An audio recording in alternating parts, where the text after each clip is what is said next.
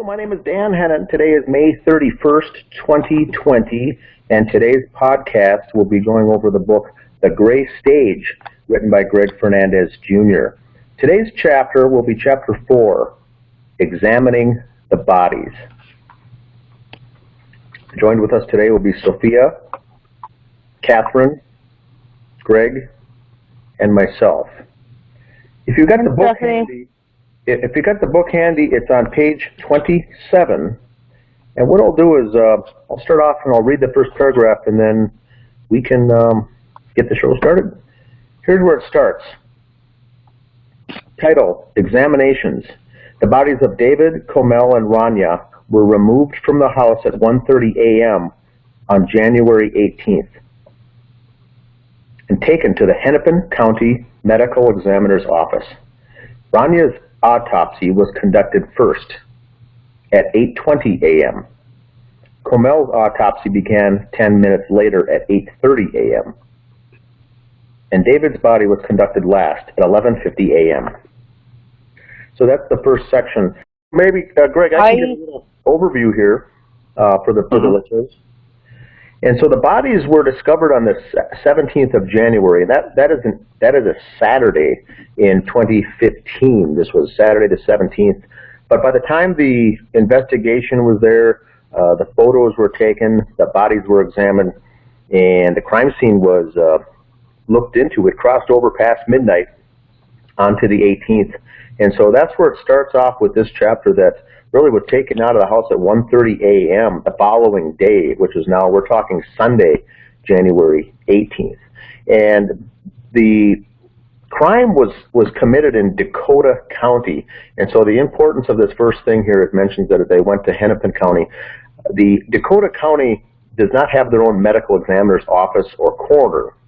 And so what they do is they subcontract out to the neighboring county, which is Hennepin County, which is based in downtown Minneapolis. So that's a good setting here that you've set here, Greg, with this first paragraph, because it does, if there's any confusion there, the bodies were found on the 17th. This is the 18th, the next day, but still that same night, essentially.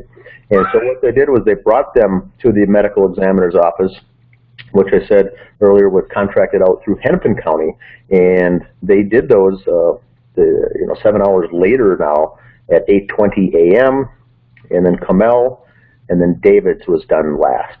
Just wanted to give an overview of that for if there was any confusion. Well, that's good to know. Yeah, I did not know that. Is that regular? I mean, are there a lot of other counties that also don't, that... The Hennepin County does their own, and then they subcontract out with Dakota, which is the one here, and they also subcontract out with Scott. Scott County is also next door. And so Scott and Dakota both subcontract out, and just rather than pay to have the medical examiner and examiner's offices, there's so few murders and homicides and things like that they just have Hennepin County handle all of that. But it is in a different county. They got to drive the bodies up there. It's another outsourced service for the county, and they just absorb that. So they account for 3 counties at Hennepin County. And so at the end of the year, they provide an annual report for Hennepin County, and it's really large because they've got to break it down for the members of Scott County, Dakota County, and Hennepin County. Even though they're doing they're doing them all, they do have to break that out. So their annual report is quite large. But once again, even in Apple Valley, the city of Apple Valley, there's only average of 1 homicide per year. So they're still doing deaths, suicides, and things like that. But actually, full autopsies like this, they don't have the staff or the funding to do it themselves, so they just hire it out. Okay.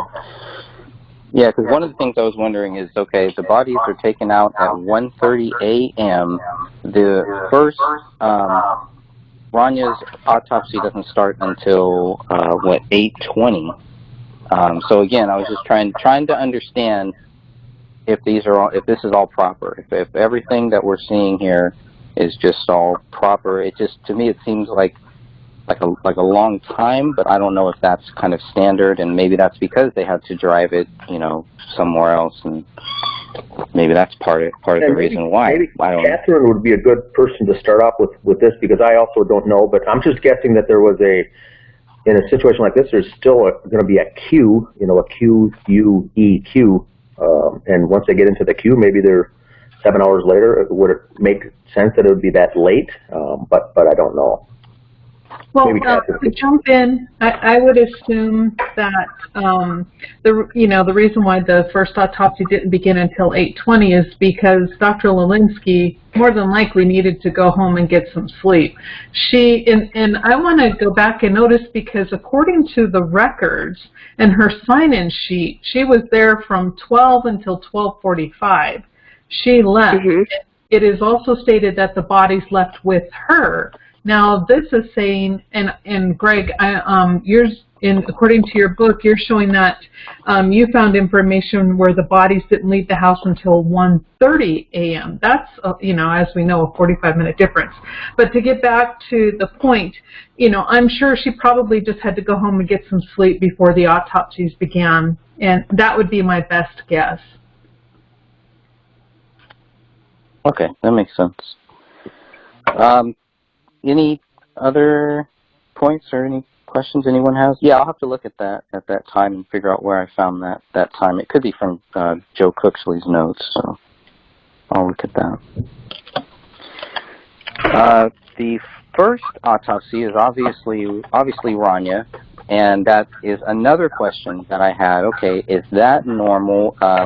Is it standard operating to if there is a crime and they need to do this for a couple bodies, do they do children first? Is it just random? Is there any logic? Am I thinking too much into this? Does it really matter? It really doesn't matter, and it's just, they probably just said, let's do the child first. It's, probably what was, I don't know, easiest, or, but there's generally no rhyme or reason. They just pick a body and go from there. And they have, this is the only autopsy, I believe, where there are 4 officers. I think in the other 2 there might be 1 or 2, but not 4. So I was also wondering about that. Again, is that just standard too? Did they feel some special need to actually be there during this one, and not the same need to be there when they're looking at Kamel and looking at David? I think there might be 2 for Kamel, and then for David, I'm not even sure if there is 1, if there's any cops in there. Yeah, there is. There's 2. But why 4? And again, maybe I'm thinking too much into this, but as somebody who just wants to learn about, what they do, and what are the proper things? Is it normal to have that many people in there? Is it a little intimidating for the people that are doing these reports to have 4 cops standing right in there, or is it just not a big deal? Yeah, I can't think of anything or any reason why they would need 4 officers in on her autopsy. That makes no sense. There's no rhyme or reason to that at all. We don't know how big the autopsy room is. Is it a big bay? Are they individual rooms? We don't know, unless someone has been into the Hennepin County Medical Examiner's office. So to have 4 police officers with 2 medical doctors, that's 5 people in a room, and that's pretty crowded. So that doesn't make sense to me at all. It's just crazy.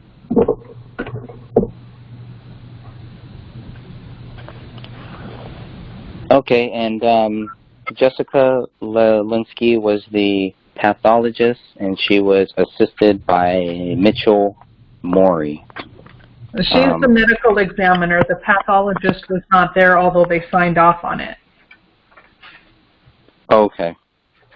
The pathologist is the one who's the head of everything. That would be Dr. Lauren Jackson, but only Dr. Lelinski, the medical examiner, and Mitchell Morey, who is the assistant medical examiner, were in the room. Okay, so that needs to be changed then, I think, right, in my book? She's the medical examiner, not the pathologist, because I wrote the pathologist. Can you explain the difference? Yeah, well, pathologist. Oh, I'm sorry. Myself. Go ahead, Catherine. I'm unclear on that myself. Go ahead, Catherine. The pathologist is generally going to be the person who's going to be running the entire facility. They're kind of like the top dog. The medical, and I do believe they have to have extra education, and Dr. Lilinski is just basically a physician who has training within the forensic and this type of field. So she doesn't have as much education as Dr. Jackson, and Dr. Jackson runs the facility. So Dr. Lilinski would answer to Dr. Jackson. And so, yeah, she's not a pathologist. Okay. Good to know there, too. The main thing, I think, that everybody should be bothered by, or at least should have questions on, I know this was a big question that came up, is how they positively identify this daughter. And it's listed as circumstantial. So, okay. Well, I'm sorry. Before I read too much into that, go. Well, I spoke with a coroner, and I asked them that same question. I'm like, is that normal? Is that standard operating procedure to identify, especially children, in that manner?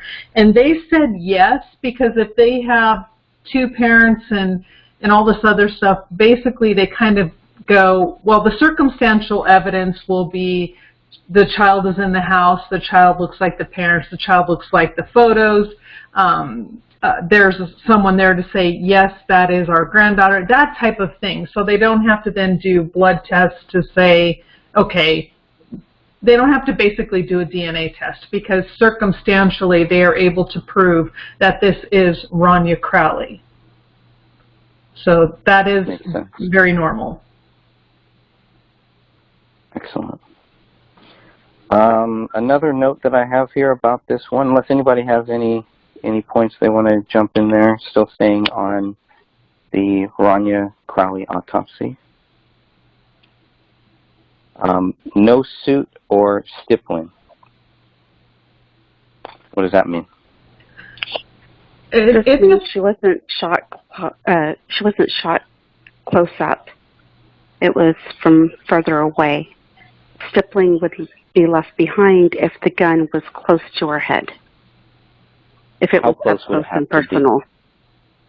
Okay. Like 1 foot, 2 feet?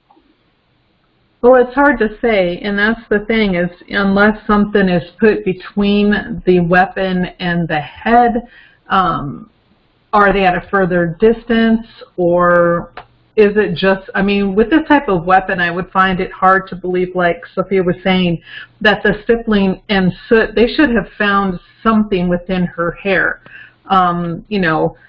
So obviously, but yet, and still, isn't her autopsy the one that says that there was a circular pattern left on her scalp? So that's the thing that didn't make much sense to me. You know, because if they're going to have a circular pattern, yet there isn't stippling or soot, why didn't they question that? And I guess that was kind of my question to them. One of my questions to them is, why didn't they look further into that?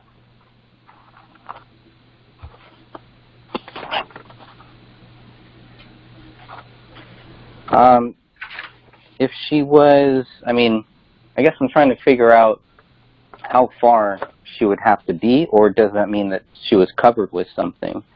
If her face was covered, if her head was covered, could that be the reason why there wasn't any? It could be either or, yet they still don't explain the, let's see, what does it say here? It says the wound is surrounded by an approximately 0.5 centimeter wide faint circular impression. I mean, I don't even see anywhere did they measure that up against the muzzle of the gun. I see they didn't follow that up at all, so we don't know.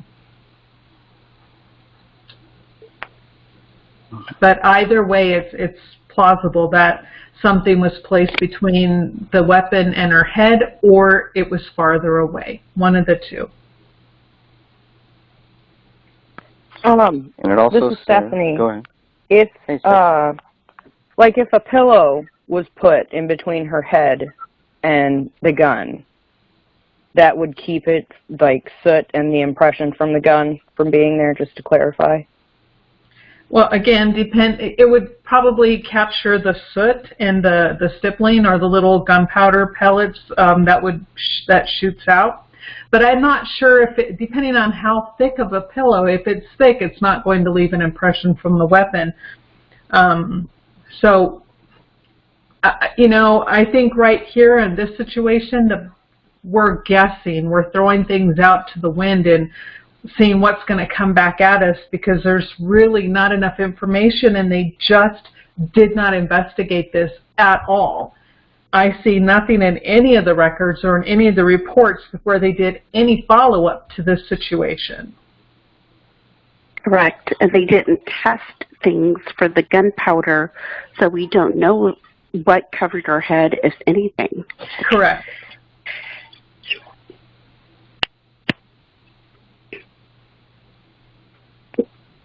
It also says that she was found partially decomposed with, actually, it actually uses the words for moderate decomposition. So again, looking for a timeline of how long she could have been dead for. What is the range that we should be looking at? I know we've talked about this before, but I think it's a very important point. Moderate decomposition, especially when later it says that it's actually early to moderate decomposition in the same report. Yeah, so early to moderate is going to be like right after death to maybe about a week. And with the rest of her decompositional findings on autopsy, when they say moderate, I'm assuming it's going to be getting closer to about a week in after death. She's starting to show some signs of decomp.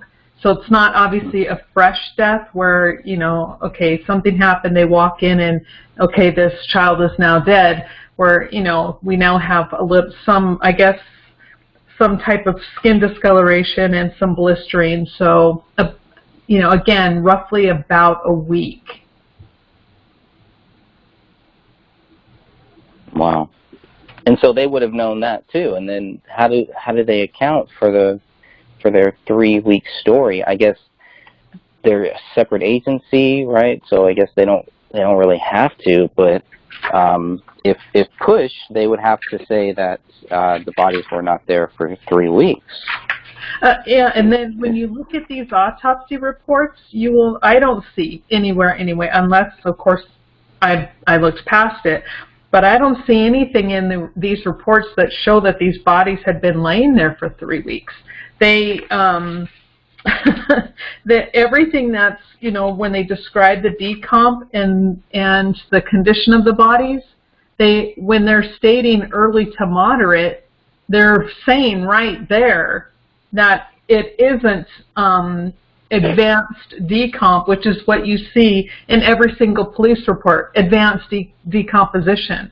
And then these medical doctors are coming back saying, no, it's early to moderate decomposition. So right there, I find a huge discrepancy where the medical examiners kind of do not follow the narrative of the police officers. Can I jump in for a sec? This is Dan. Yeah. A question is, what I've got is, for Greg, at this point, this is the following morning after the bodies are being found. So at this point, was there only one press release given by Apple Valley Police just simply stating suspicious deaths, they're looking into it? They have yet to make this determination within, I think it was a 48-hour period where they said, we think the bodies are there, or, a double homicide-suicide. But they didn't get into the narrative until later as far as the bodies were there for 3 weeks. So at the time of this, the medical examiner, they're looking at the bodies, and they don't know how long the bodies were there at this point. Is that correct? Correct. Okay, gotcha. It doesn't come in later till we get this 3-week narrative, but right now we're just getting some very preliminary verbiage that's inconsistent, I'll say, as far as, you know, the moderate versus early or late. But even the cops at the scene there don't know that, you know, hey, the bodies were there for, they just know they're decomposing, they're in the process of decomposing, but they don't know it's even 3 weeks yet, much less, you know, Jessica Lelinski on the scene. They're just looking at the bodies knowing that they're decomposed. But wouldn't at this point, too, Catherine, they would at least have it narrowed down by saying, looks like the bodies had been 7 to 10 days or 11 to 15 days. They would start at this point already narrowing it down regardless of what they get from police. Yeah, I mean, I would assume that these doctors should know, you know, when they walk in on a scene, they're looking at the temperature of the room, they're looking at, you know, the condition of the house in which they find the body or the scene in which they find the bodies, that she should have been able to say, okay, this is probably what we're looking at, and then not make an outright judgment, but she should have a really good idea, and then either it would be substantiated by the autopsy or she would find something different. So yeah, she should have had a pretty good idea. Even though she was almost freshly out of school, she still should have known. Yeah, I think she would have been 30, 31 years old at this point. I looked her up today. I think she's 36, and this was 5 years ago. So she would have been roughly 31 years old. Does that match with being freshly out of school for her degree, her career? Well, it depends on how old she was when she started, but I think in my research of her, when I looked at when she graduated the medical school and then when she had started working there, it was just, you know, it was either not too long ago, it was less than a couple of years. Okay. Yeah, she was young, a young person at the time in her position. Okay. Yeah. That's all I had for that. Yeah, I'm actually looking to see exactly when they mention, or if they mention, in the 5 press releases that they have, just trying to see if they mention how long the bodies were there. Just looking at it right now. I don't see it in the first 3. So, but that, again, goes back to, well, where did this 3-week theory come from? You know, is it because people hadn't heard from them in 3 weeks? They hadn't been seen in 3 weeks? I have a hard time with that. Yeah, I'm assuming that's what they're going by, because a lot of people were giving false dates to begin with, because we know by the phone records and by following up and actually researching their testimonies that they were not truthful. But most of them were saying the last time they spoke to them or saw them were 3 weeks prior. So The final press release, which is dated January 23rd, 2015, does state that, where is it? Investigators have determined the last verified activity from the residence happened in late December. So maybe that's what they're going on. I don't know, but obviously that's not it's not a good way to find the truth in this case. That is not consistent with the findings of the autopsy. So, and sticking to the decomp, to the moderate, early to moderate decomp, says that the livor and the rigor mortis were not found. The livor, the discoloration of skin; rigor mortis, the stiffness of death. Those were not found. So that again helps us. Mm-hmm. And I wanted, I mean, the rigor comes and goes relatively quickly within, you know, depending on when it falls in. It usually does its whole course. If everything is consistent, 12, 16 hours, whatever, it's pretty consistent. But the livor mortis, you know, if she had been shot, if Rania had been shot and killed, and then if paleo had taken her arm after death, this young lady would have had livor mortis. Now, livor mortis is where the line of lividity, where there would be a marking of where the blood would then pool in the body upon her death. Wherever she laid and landed, it would have remained there, and you would have seen where that blood had pooled.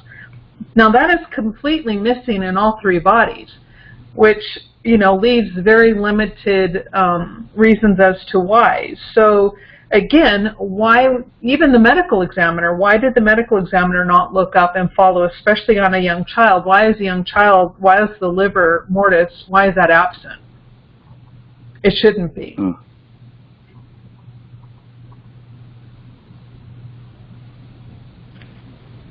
And then, even so, according to the external examination, early to moderate decomposition is evidenced by skin discoloration, marbling, blistering, slippage, and partial mummification of the face, left hand, and feet. I mean, this is pretty brutal to think about. But again, we're just trying to figure out what really happened here. So, does this contradict what they had just said, that there were no livor or livor mortis? Livor mortis is just where the blood pools, which is not the same thing as skin marbling. Okay. And skin discoloration? Correct. It's not the same. Okay. Like skin can go to a yellow color, a greenish color, that type of thing. That's what they're talking about. Okay. And the slippage, what exactly is that? That's kind of like, say, where little blisters or blobs or blebs, or what I think they're called blebs, where they kind of begin to fill with fluid, and then as they rupture, the skin will start to come off with it.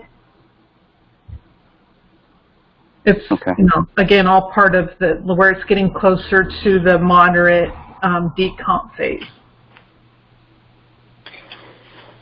Yeah, this was a really tough chapter because, you know, I have no experience with any of this stuff. I was constantly looking up these things, and even the stuff that I looked up, you know, I'd have to go back now and probably look up a lot of that stuff. This was very tough, not only because we're talking about a child, first of all, but just to try to understand this and to just stick to the facts as much as possible, because obviously, since I don't know that much, my mind can start racing. Oh, well, maybe it means this, or maybe it means that.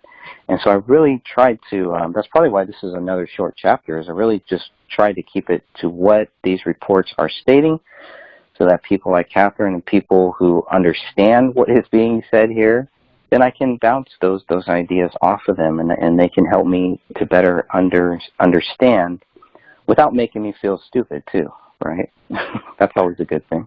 Oh, well, yeah. I mean, I think you did a good job writing this, and I mean, please don't feel stupid. It's not always an easy topic to understand. Yeah. Very challenging. So the examiners also observed evidence of post-mortem animal scavenging, and so I was expecting to find more, to find a lot more than what I found. Now, maybe this is just because this is the autopsy report.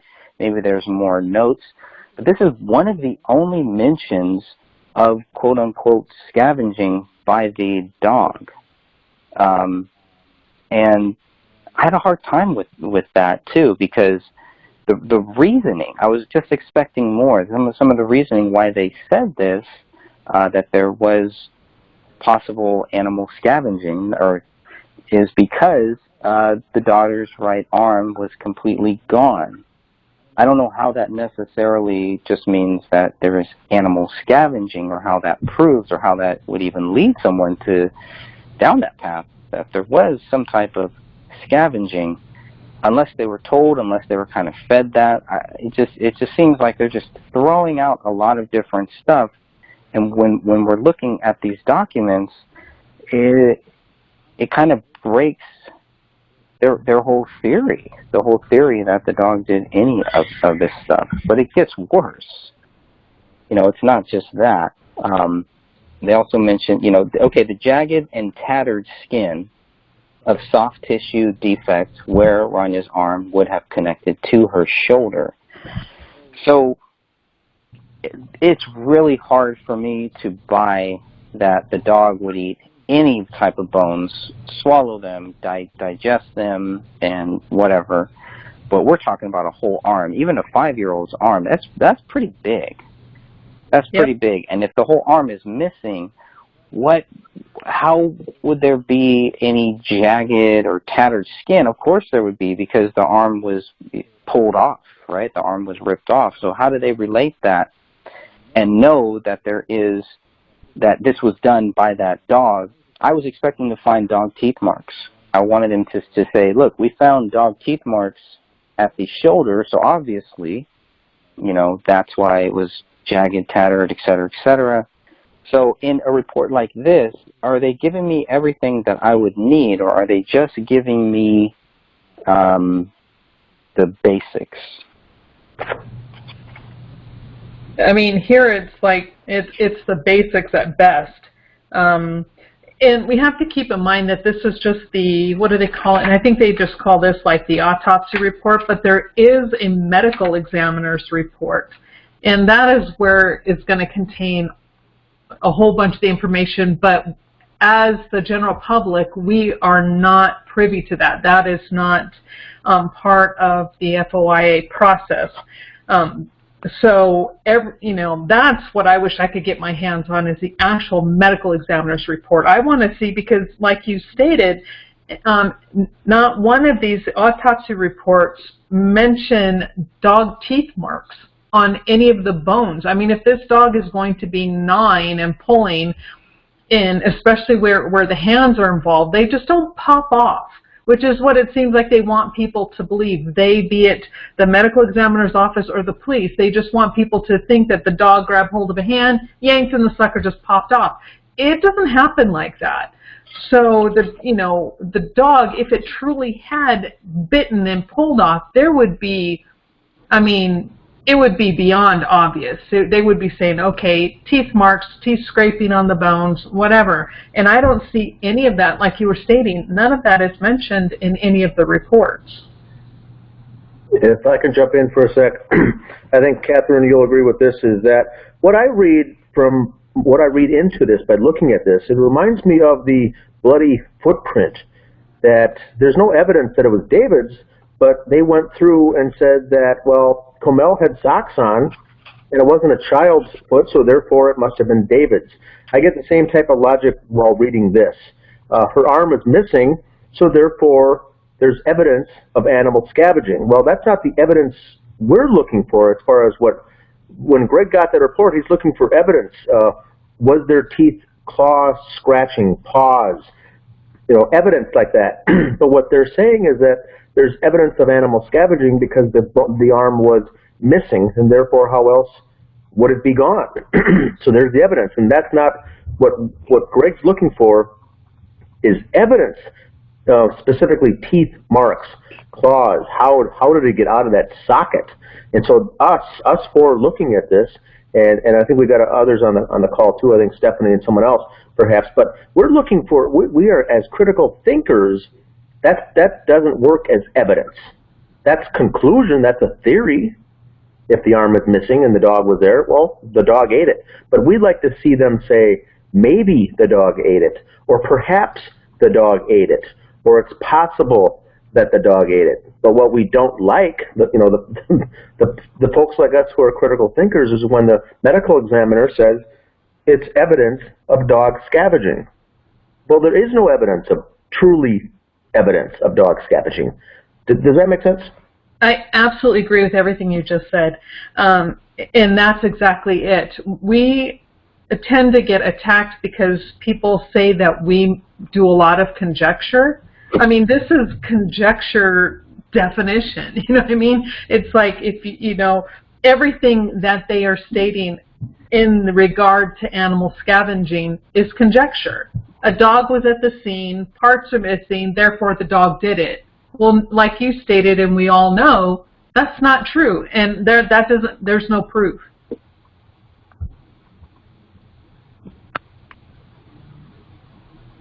Is there a difference between scavenging and the dog being responsible for this, or is it pretty much the same thing?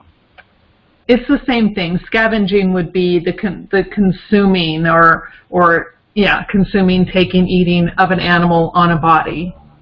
Predation, scavenging, depending, I think, on predation, I think, really kind of goes to the wild animals, and scavenging would be considered maybe household pets. But yeah, basically the same thing. It would be the eating or tearing at a human body by an animal in the home. Okay. The only other thing I have on Rania is the fractured third rib. How does a rib get fractured, even in a child's, for a child's rib? How hard, how difficult would that be? Have we ever heard of any dogs ever fracturing a rib? What type of force would need to be? A lot of force. When people do CPR, oftentimes you can fracture and break ribs then. But when CPR is done correctly, you are pressing down. What you see on TV, it's a joke. That's not true compressions. I mean, you are pushing down with everything you have and as fast as you can. There's a lot of pounds per square inch being put on those ribs, so they crack and they break. The same thing, especially in this area under the arm, there's no way Paleo could have fractured her rib. None whatsoever. And so a lot of pressure would had to have been applied to that section of the body to fracture that rib. And where's the location of this rib, Catherine, for the listeners out there? It says that it is under, let me see, I think it's under... Okay, the lateral right first to fourth ribs are showing, and the lateral right third rib is fractured. Lateral meaning the outside, so it would be the side of her. Okay. So basically where the under the arm would be, somewhere in that area where that third rib is. And some have suggested on the Justice page in the past, years back, that maybe after she was shot, she fell awkwardly and maybe fractured it. Or was in an argument and her dad yanked her arm or something, and during a struggle that could have fractured it. And those are not examples of a fracture. No. At all. Okay. No. If anything, if there was a struggle or a yanking on the arm, there would have been maybe a slight dislocation. But I mean, you would have to pull pretty hard, even for a 5-year-old. Up until like young children, 1, 2, it's easy to dislocate their arms. So that's why doctors will, a lot of times, pediatricians will tell parents, don't hold your kids between you and swing them, right? Because that used to be a fun thing to do. But I can't tell you how many children every year come into the ER with dislocated arms because the parents were simply swinging their children, not doing anything to hurt them. And that's because the ligaments and everything truly aren't really set, so to speak. But in a 5-year-old, that would be extremely difficult to dislocate even a 5-year-old's arm, in the sense of, I mean, you would have to seriously yank and pull. And there is no evidence of any kind of struggle, or there's no bruising to her body that would show a struggle, ensued, nothing. So there's nothing to substantiate David dislocated her arm. I mean, her arm's missing too, but we know that who David was as a person does not fit with that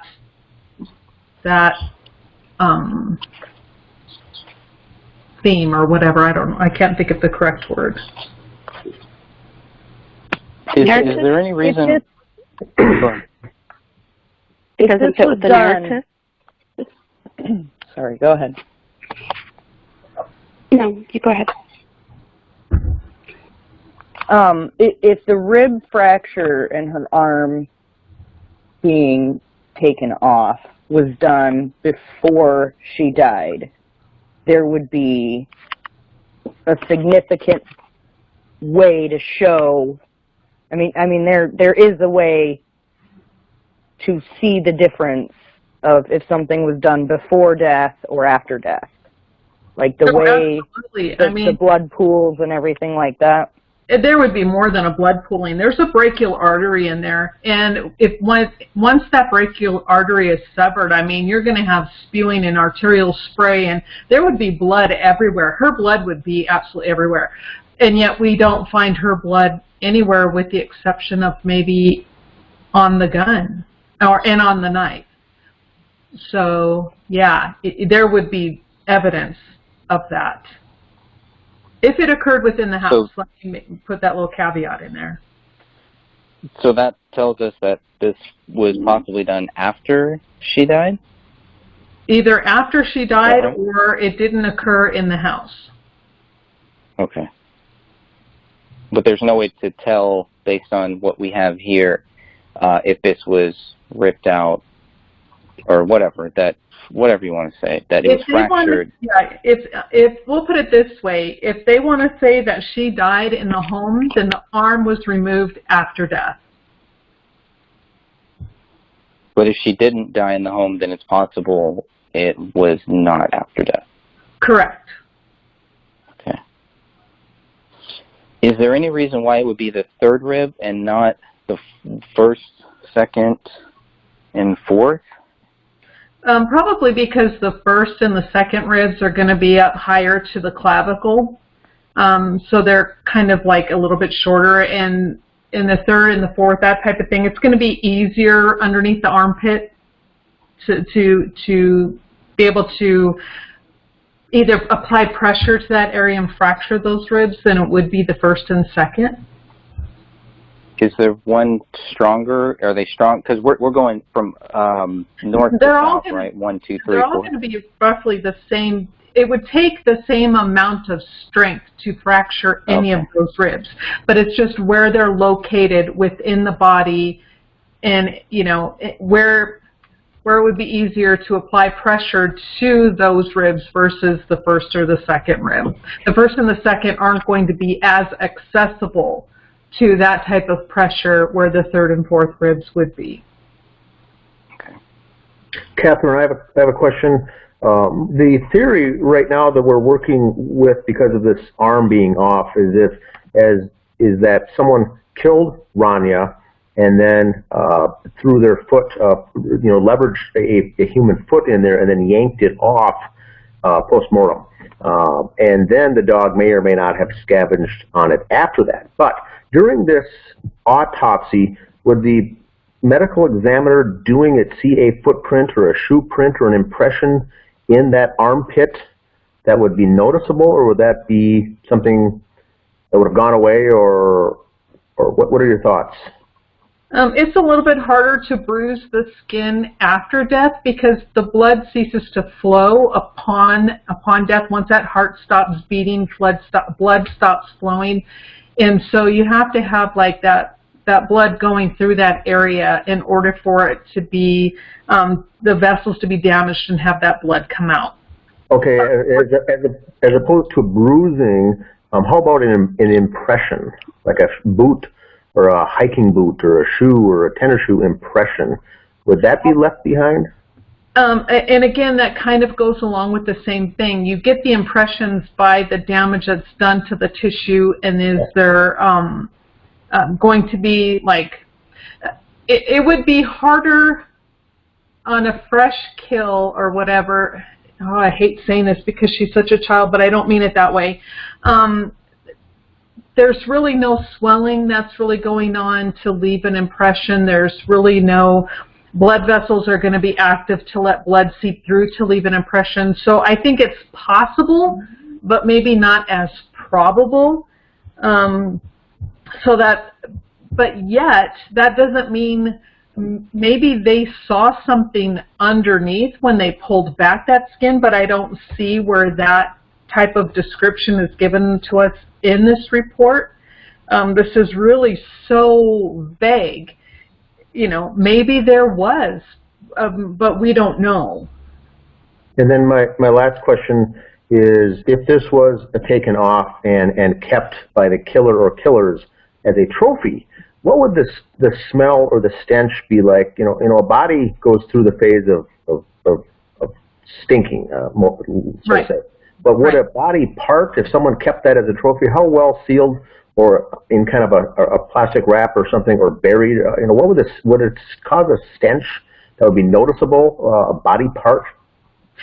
Yes. Decomposition and when tissue begins to, you know, decompose and rot and stuff, it stinks.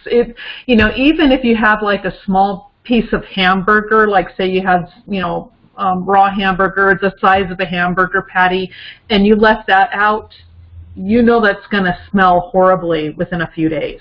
It's the same thing with the body part. It would smell horribly.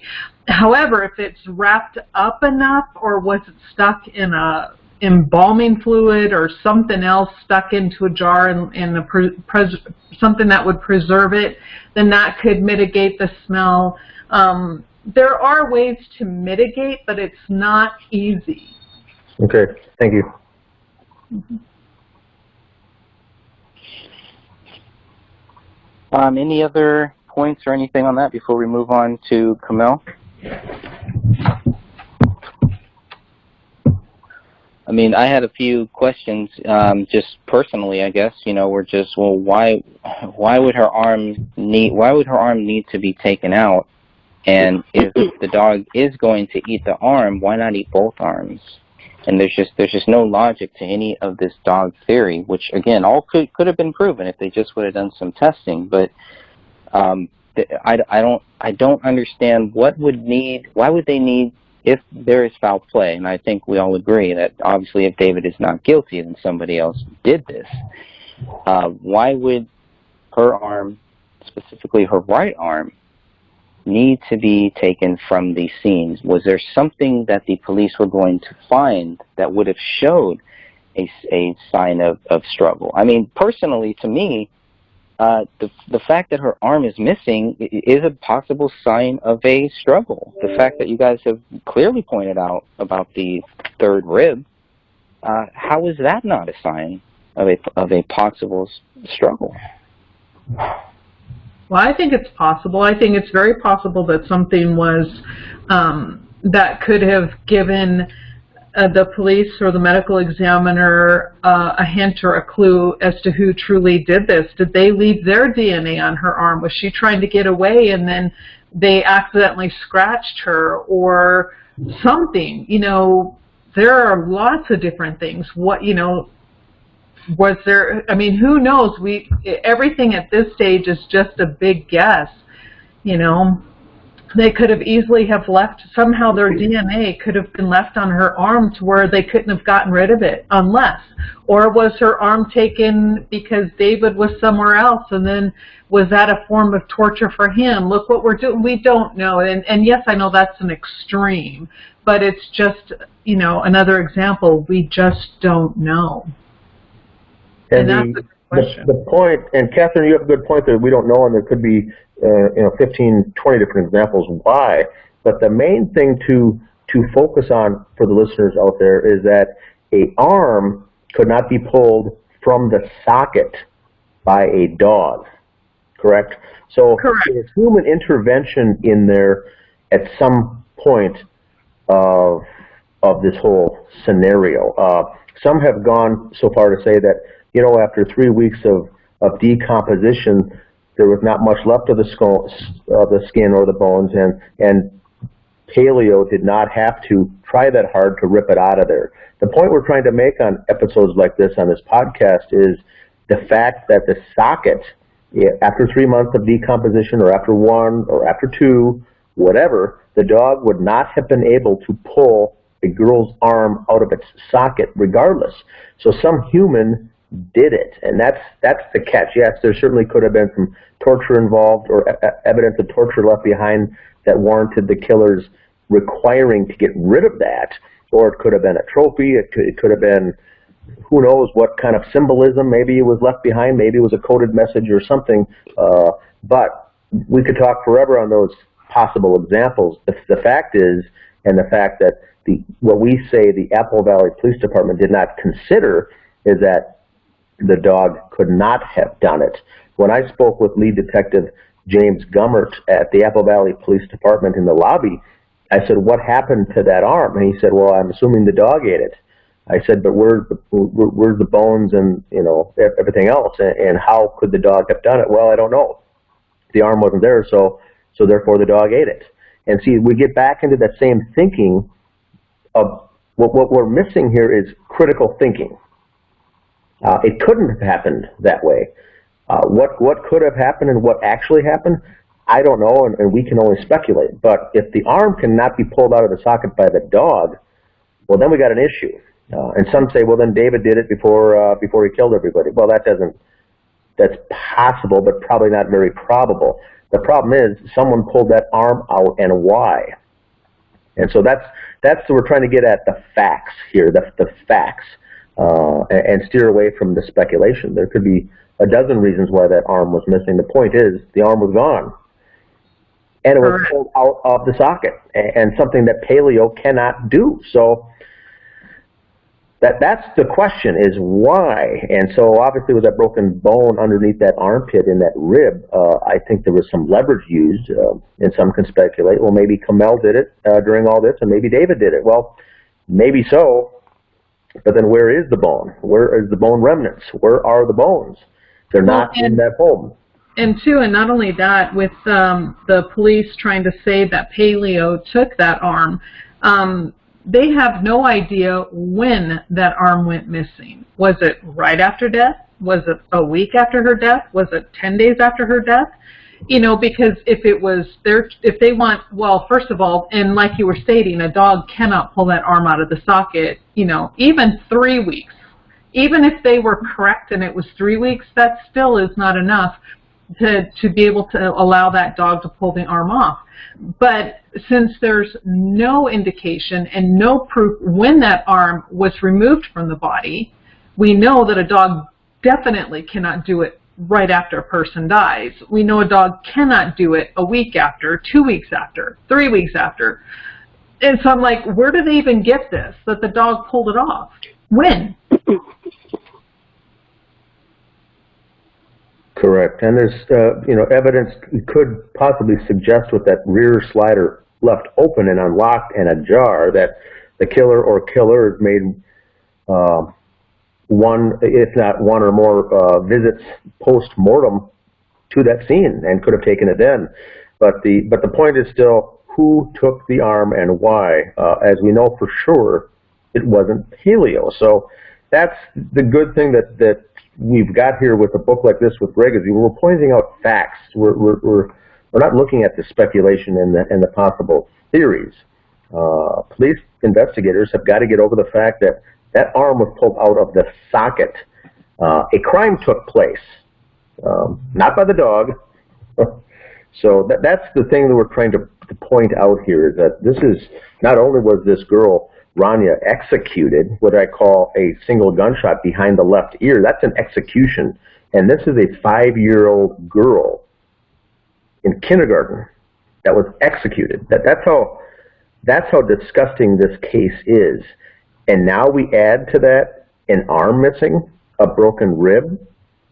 This reaches all new lows when we get into this. And we haven't even gotten to the autopsies of Kamel and David yet. Correct. That's how shocking this case is, in my view. Yeah, I agree. Yep, I agree too. You're right on. It's well stated. Dan, I know you gotta jump off here soon. I do believe that when Kenneth Maines also he talked about the third rib too, right? That was one of the things that kind of stuck out to the private investigator that you hired.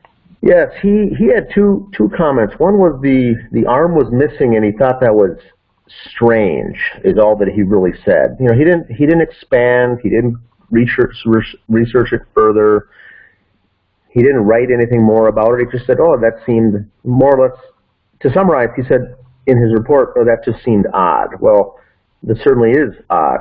But then when I went back to a follow-up, and I gave him a list of questions that required follow-up. One was I said, Kenneth, how do you explain a fractured rib under the girl's armpit of that? That would not just get there. That would not just happen. Something would have to be done. He goes, yeah, I agree. That's something that I would look into, further, or, if I was actually hired to be a private eye in this case, to delve into it, that'd be something I would look into. So it raised his antenna, but the arm missing, he just simply said was strange. So, have you posted any other stuff about his about the second follow-up? I don't know if I've asked you that or not. With Kenneth Maines? Yeah, with Kenneth Maines. Yeah, I think there was a list of, I don't know if it was 10 or 12 questions that I asked him, and then he did write back. He wrote back the answers to those questions, and then I posted that. This would have been last summer or last fall. I could certainly repost it because we're getting a lot of new members in the group, and that may be something to look at. But yeah, and I don't have much. And like I said, Greg, I do have to jump off here in a few minutes, but I don't have many questions. I think on the David or Kamel, but the Rania one was very interesting just because of those points.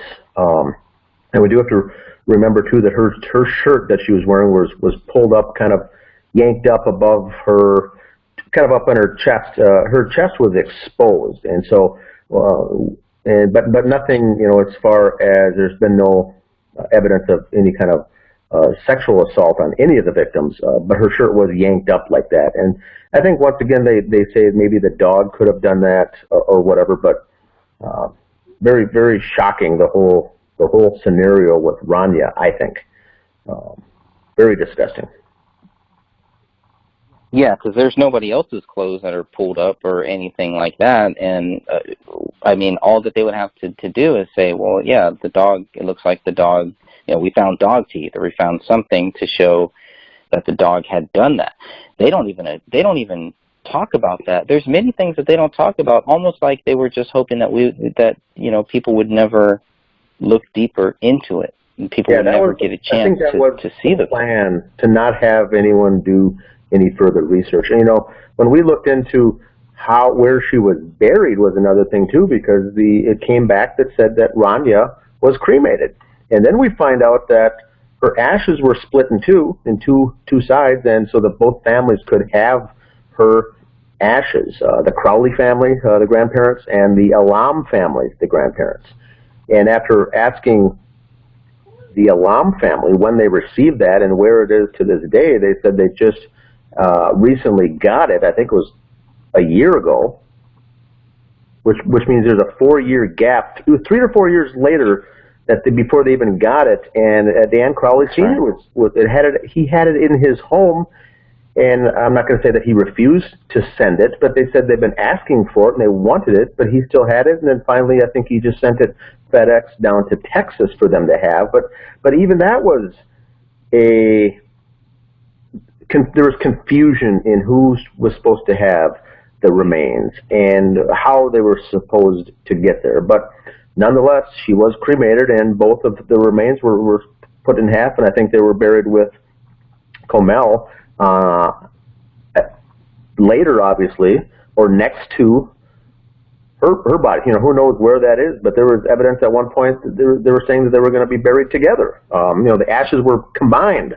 And so there was a lot of confusion with that too. But officially, I think both families have half of Rania's remains, but she was cremated, so there's no chance to go back either with to exhume a body to look into some of this further research because the body was cremated. Yeah, and I had, I had asked Kamel's sister's friend, or the friend, how do you make sure that those are actually that it was actually Rania?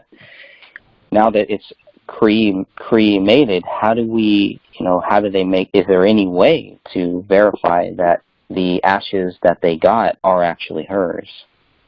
And I think that's a good question for anyone getting cremated, and maybe Catherine can expand on that. Do you ever know you're just given ashes. Who knows whose they even are? But you're right.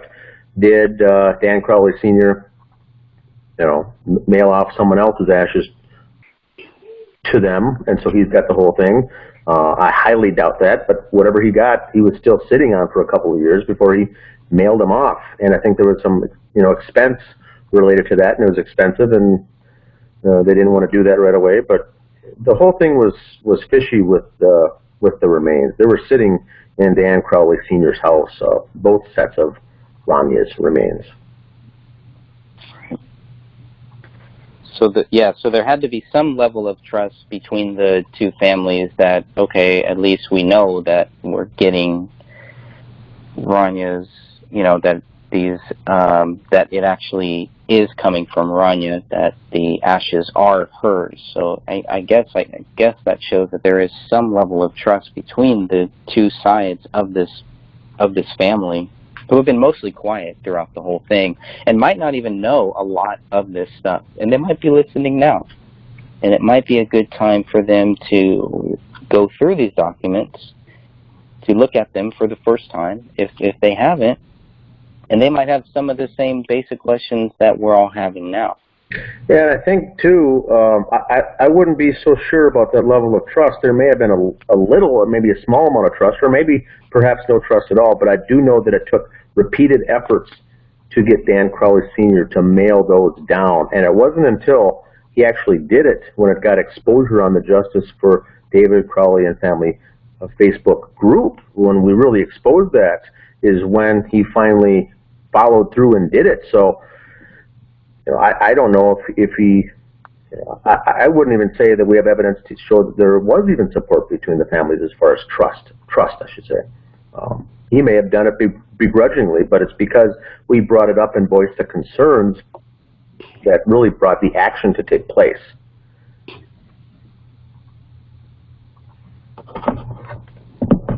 All right, Dan. Well, I know you gotta jump off here. But good luck, guys. Thanks again for having me on.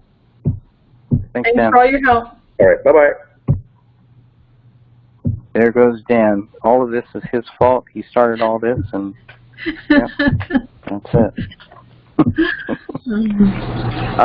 Any final thoughts? Anything else anybody wants to say on Rania before we move on to Kamel?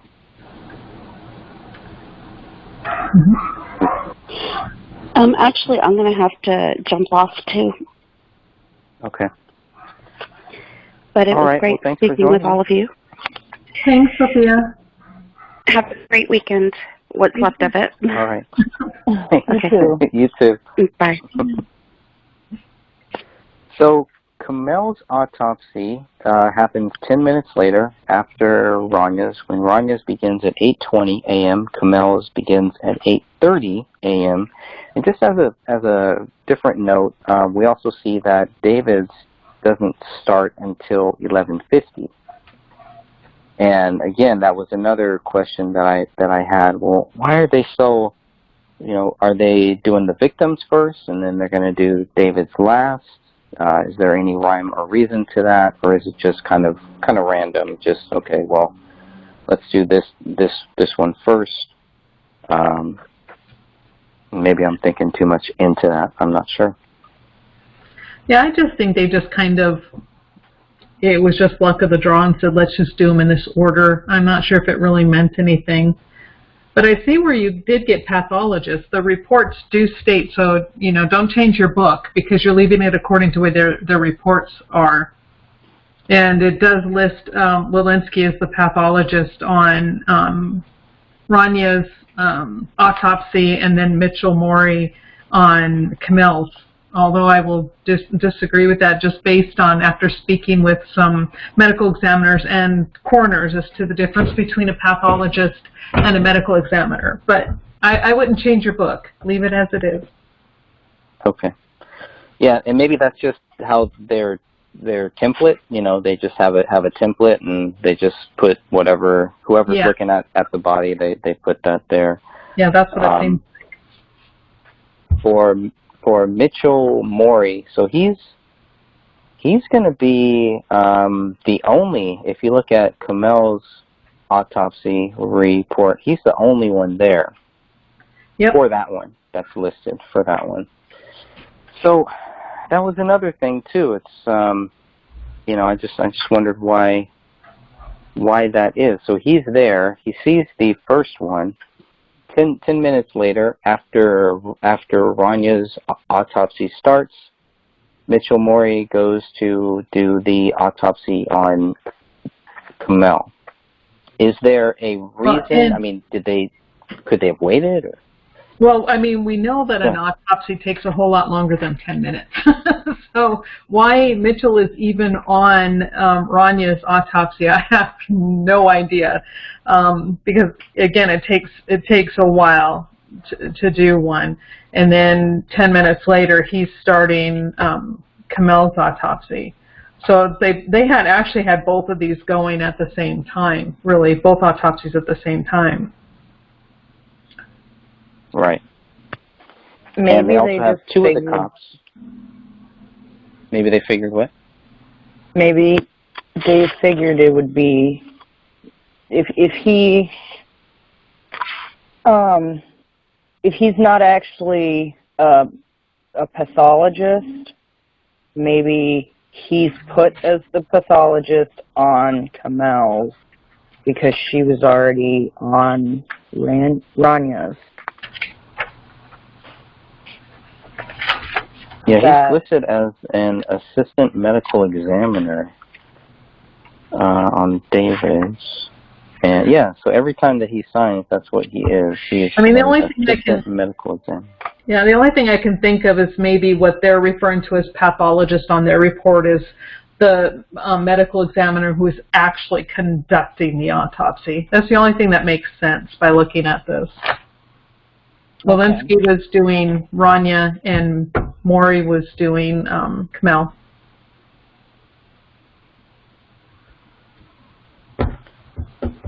All right, so Kamel, during her autopsy, Detective Sean McKnight and Detective Brian Bone are both there. So they were also with Ranya's. And so now you have probably, I'm assuming then Jim Gummert and Tommy Booth probably stayed with the Rania autopsy while these two cops go to the Kamel's.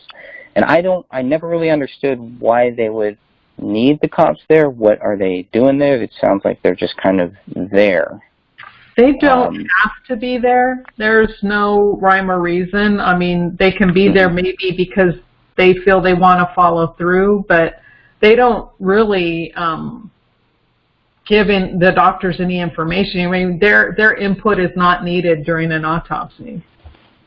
Now, wouldn't this help them see that a lot of the allegations are wrong? So at this point, these four officers, Gummert, Sean McKnight, Brian Bone, Tommy Booth, after being here present for this, shouldn't they start looking for somebody else? You would think. That's what makes sense. I mean, they're here. They have no excuse to say, well, we didn't know. We didn't know about the fractured third rib. You guys were there. We didn't know about whatever. No, you guys were all there. You four should know everything that you need to know that shows that there are still many, many questions, still many things to follow up on. I don't know. Yeah. Kamel was identified by the dental radiographs and the tattoos, so that's how they ID'd her. She weighed 85 pounds when they found her, which is a big difference from what she normally weighed. So if we're talking about, you know, the bodies being there, a dead body, how much weight does a body lose within a week, within 2 weeks, within 3 weeks of sitting there on a living room floor? Do you know how much she weighed normally? Yeah, it's in the 94 pages of police reports, and it is different than what they found her at. And I can pull that up, but I think it, obviously you want to be careful with women's weight, but I do believe it was different than what was on her, what's in the 94 pages. Let me just look at that here. So there's David. Kamel was 130. She's listed as 5'4" at 130 pounds in the 94 pages of Apple Valley Police document. Wow, that's But here, she's 85 pounds. Yeah.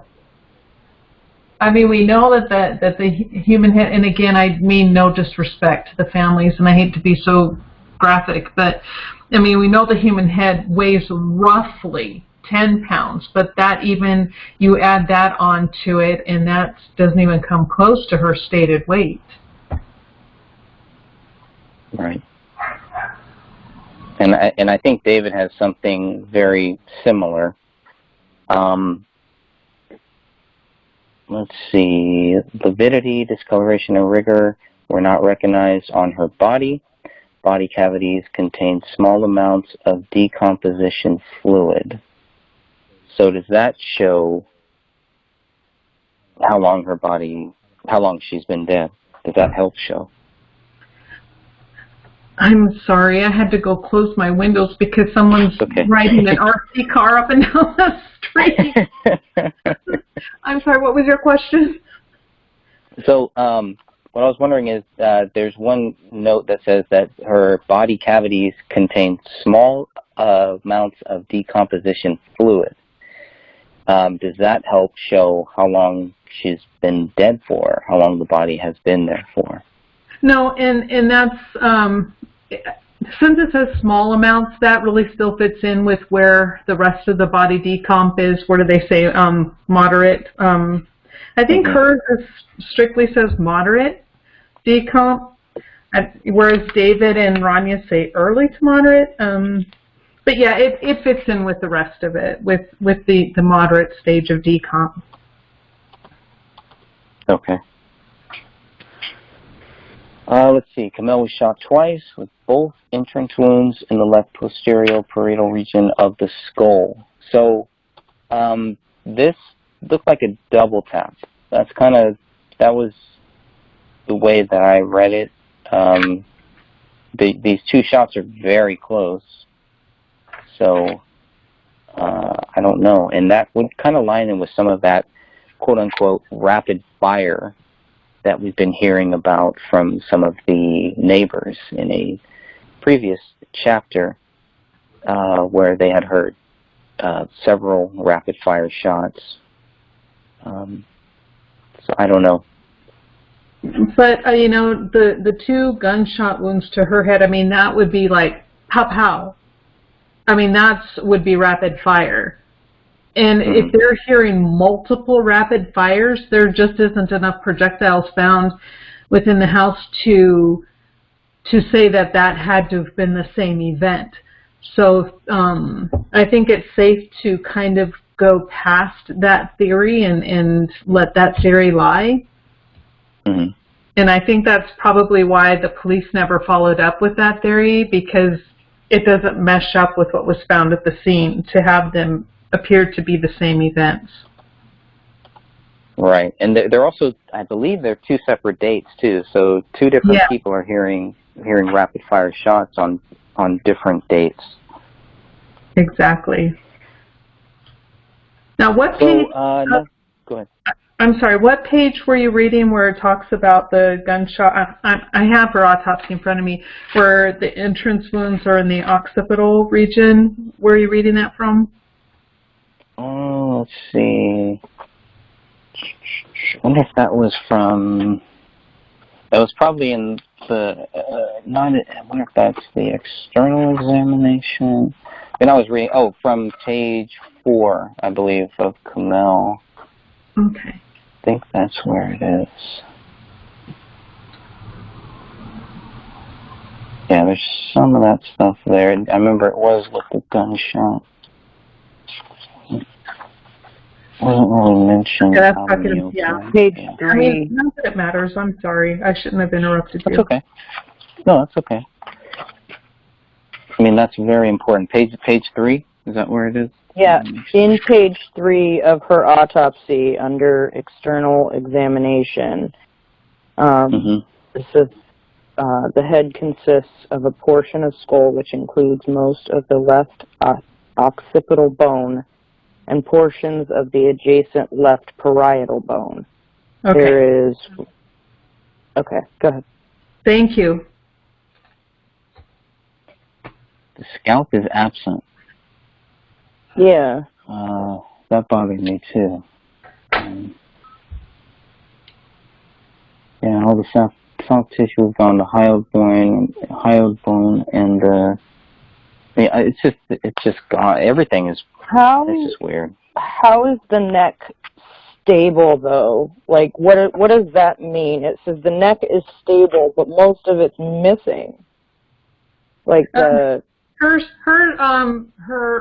vertebral column was still there, so I'm assuming that probably whatever part of the vertebral column was still there. It was still connected. It was still all part and together. It's not like part of it was hanging or disjointed or anything. So it was stable. In other words, it couldn't be moved really easily. Okay. Yeah, so brain tissue was gone from the skull. How is that? I mean, canine scavenging. Yeah, because when you look at this, I mean, there's still occipital bone there, which you know that the C1 is going to be inside that occipital portion. So it would be so basically there was really not going to be, nor was there any damage to that vertebral column.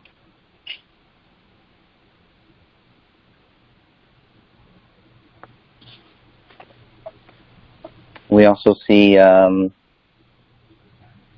irregular bony and soft tissue margins were consistent with canine scavenging. So that's really the only mention of canine scavenging. In Rania's, it's not listed as canine scavenging. Now that could just be because we're talking about two different people doing different reports, right? Yeah, one is saying animal. Yeah, how they were wording it. Right. Most of the head and the hands were missing, and that's a big one. You know, when I tell people that, especially people in law enforcement, you know, you can see their eyes widen when you start talking about what is missing. The heads, most of the heads and the hands are missing.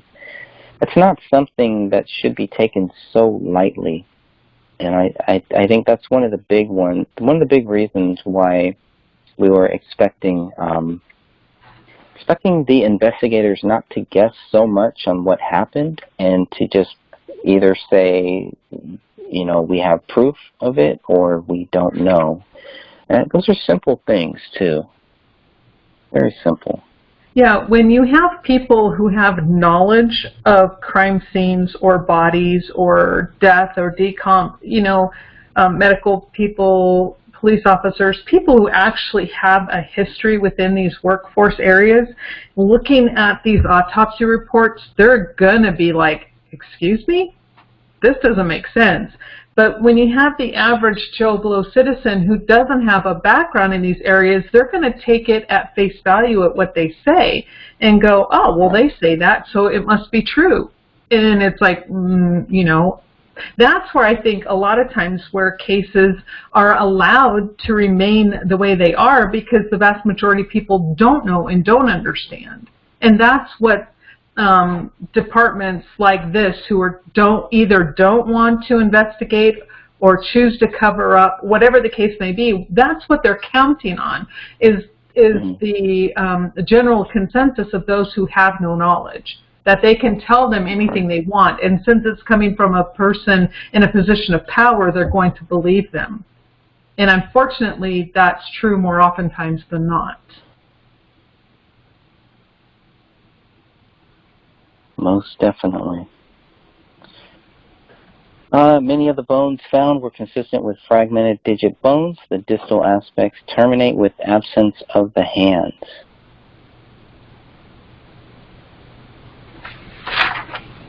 And here, multiple bone fragments, wavy dark hair, and white cotton were all mentioned under the internal evidence section of this report. Amongst this bony material are 2 mandibles.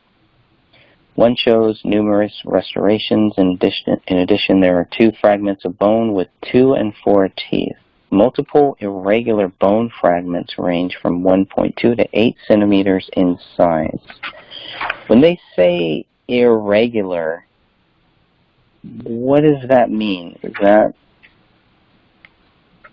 It could mean several things, but more than likely they were either broken up. Somehow they were not the shape that they should have been. However they got that way. Like damaged, or, I mean, from a gunshot, or... Put it. Yeah. You know, regarding animals... Go ahead. Again, I'm sorry, I keep cutting you off. We don't know if... Okay. My stance has always been that another dog was in this house because of the amount of white hair found everywhere, and Paleo did not have that much white fur. So could it have been due to another dog chewing up bones? Possible. Could it be due to were part of their facial bones, you know, broken up? Could they have been beaten? Possible. You know, there's just so many things that it could have been, but we don't know what it was.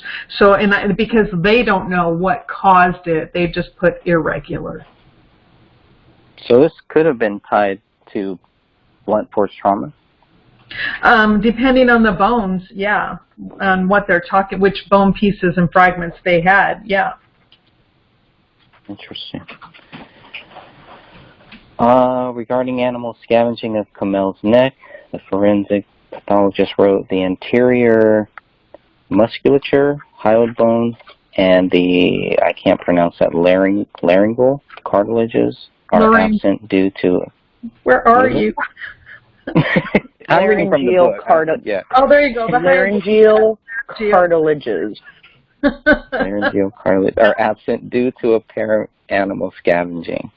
So they're blaming all of that. That's a lot to blame on the animal scavenging.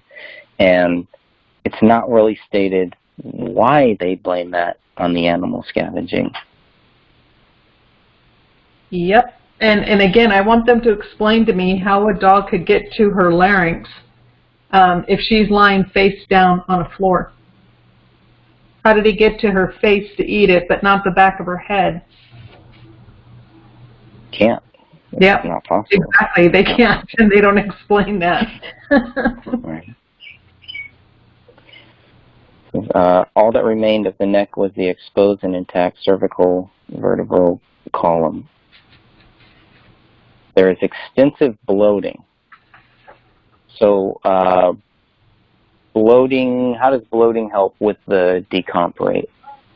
That is a definite sign of moderate decomp. That's what happens when the gases start to build up in the abdomen due to the tissues breaking down.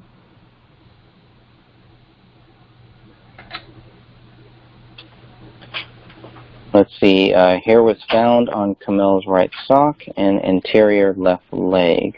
I thought that was kind of weird too, because it's not really, I mean, it just doesn't say what type of hair, human hair, I don't know. Yeah, exactly. There's hair everywhere. I take note of that, because when I was reading your book and I came across that, I went to the reports and I made note, because what I find interesting is her... Because, again, my theory has been that she was positioned and placed there after all of this, and that the bodies were then staged once everything was done. Now, how is it that hair can be on the anterior or on the front part of her leg, the leg that is lying on the ground, but the posterior, the back part of the leg that is exposed to the elements and to this dog who's supposedly tracking all this hair and debris around the house, the hair isn't there. It's only on the front that is lying on the floor. So does this show then that her body was actually moved at some point? It doesn't necessarily show it, but it's a good indication that something's awry with their theory, because how did that hair get on the ground? And like you said, it doesn't necessarily stay, and they don't know whose hair. Was it David's hair? Was it her hair? Was it Rania's hair?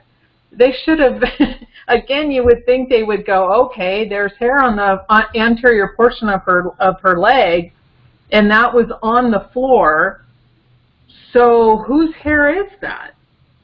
Was she's walking on somebody's hair? Or, yeah, I don't understand. Right, her leg across somebody's hair. Yeah, I mean, and then if hair is on the floor prior to her being there. Now we know that from looking at photos of how she kept house prior to this incident. Now people tend to look at the police photos and they see stuff all over. And your first thought is, wow, they weren't very good housekeepers. But that's what the police did. And, you know, they tend to tear things up as they're doing, you know, collecting evidence. That's all normal. But when you look at her other photos of their house prior to that, she was actually a really good housekeeper. So I find it hard to believe that this hair would have been on the floor prior to, you know, just due to a lack of housekeeping. So how did it get there? And that is, you know, that just jumped out at me when I was reading this chapter in your book. Yeah, it says her left sleeve of Kamel's sweater was frayed. And of course I had a hard, like, what do they mean by frayed? What is it frayed? But I guess it's kind of like, I guess like ribs, kind of. I mean, when I think of frayed, I think like those. A fraying is where like if it's knitted, which it probably was a knit weave fabric, where it starts to come apart. So it starts to unravel. Okay. And it was weird because it was the left sleeve, not the right sleeve. We know both hands are missing. So that was another thing. I would expect it to be frayed on both sides, but maybe not. Maybe it's just more related to the sweater than anything else. And again, you bring up an excellent point, because her left hand and arm is underneath her body, according to all of the reports from the police officers who were on scene. So that portion of that sweater was under her body. And like you said, her right hand was outside of the body. And the dog supposedly ate her right hand, but that sleeve is not frayed. However, the one under her body is frayed. And the dog can't even get to it. And they don't even bother to look into that further. This is all stuff I think will hopefully one day help the case get reopened. I also found that it was interesting, still at the bottom of page 29 here. I think this is the last thing that I have on this page, but that she was wearing a Gray State shirt. And the reason why that was important is because we had heard so much about how Kamel didn't like this project. She wasn't for it, etc., etc. I just found it, you know, I didn't, from reading David's posts and from looking at all of the stuff there, it seemed like, you know, she was his biggest fan. I didn't get the view that she was jealous of the whole Gray State project, that she felt that, you know, slighted by it. I mean, she's wearing a T-shirt. I don't know. I just did not get that feeling that she had any issues with David's projects. And I agree with you, because everything that is filmed of her while they're doing the, David is doing the filming of the trailer, she is smiling, she's excited, they're talking, she's having a great time. I don't see one look on her face that says disgust, boredom, or anything. She's in it like everybody else. So, yeah, and I agree with you. Why would she wear a Gray State shirt if she's angry or jealous? That doesn't make sense. No, it doesn't fall in line with their theory, so I guess they just leave that out too. Yep. He had her reading the script. There was that clip of her he's like, so what'd you think of it? She's like, I wish I could watch it instead of read it. That's the only thing I hated about it. It seemed to me like she was, like you stated, his biggest fan. She was the one pushing him to do this. She was helping him. If she felt slighted by it in any way, she wouldn't have read it. She wouldn't have been standing with a computer on her head during filming. She wouldn't have been involved in it in any way. She wouldn't be happy about it either. Like, it's visibly, anybody who watches the videos with her in it, she's happy and smiling. She was promoting him, really. Right. And then, she was quitting. Go ahead. She was a model on the... That's right. For the T-shirt, it showed a picture of her smiling and with the front of the shirt, and then kind of looking back, showing the back of the shirt. If she didn't want to be part of it, he wouldn't have used her for that. He wouldn't have used her in the little snaps throughout his filming for the Gray State. Yeah, well, I would go one step further. Just with that is, if David was jealous, if he was so jealous of her and all that stuff, I don't think he would let her do that. I don't think he would want his wife on a poster with a T-shirt, posing like that. So that to me was just more proof that he was not as jealous as some might want us to think. Right.